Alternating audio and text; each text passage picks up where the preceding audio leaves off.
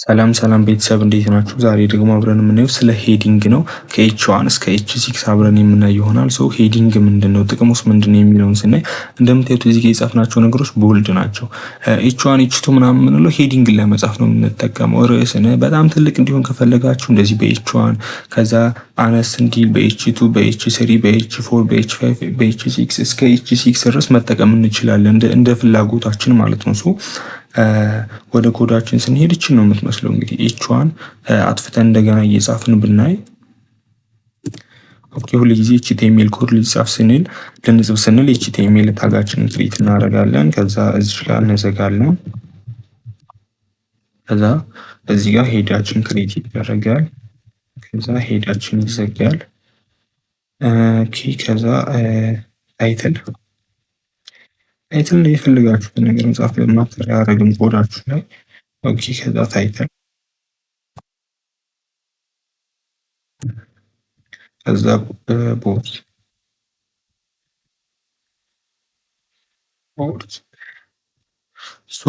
ሁል ጊዜ ኤችቲኤምኤል ኮድ የሚጻፈው በዚህ ስፔስ መካከል ነው ማለት ነው። በዚህ ስፔስ መካከል ነው ኤችቲኤምኤል ኮዳችንን የምንጽፈው።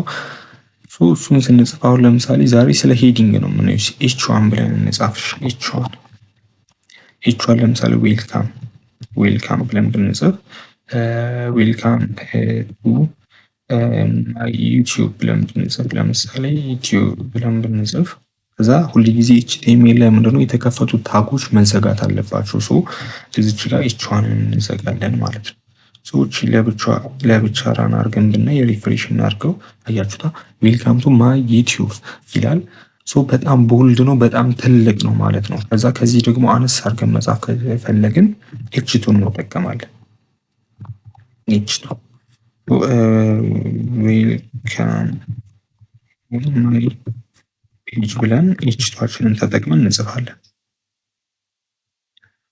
ከዛችን ሪፍሬሽ አያችሁታ ከዚህኛው አነስ ያለ በሳይዙ አነስ ያለ ይሆናል ማለት ነው። ኤች2 ግን ቦልድነቱ ያው ነው።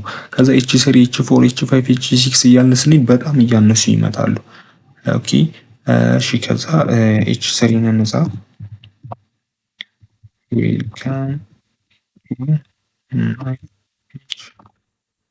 ብለን ኤች3ችንን እንዘጋለን። ይሁ ከኤች2 አነስ ይላል።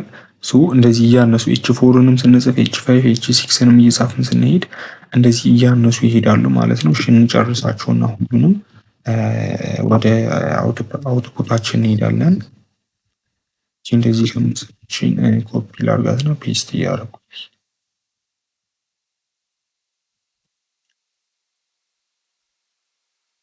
ከዛ ታጋችን እንዘጋለን። ኤች4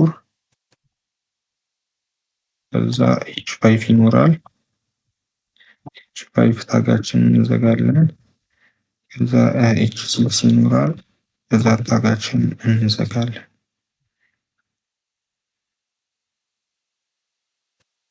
አያችሁታ ኤች1 በጣም ትልቅ ነው፣ ቦልድ ነው። ከዛ ኤች2 አነስ ይላል። ኤች3 ያንሳል። ኤች4 ኤች5 ኤች6 እንደውም ኤች6 ሁሉ አትነበብም በደንብ።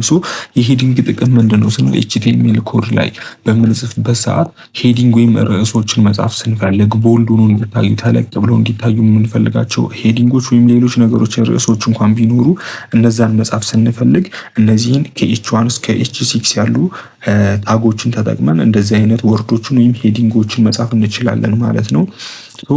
የዛሬው ክላሳችን ይህንን ይመስላል።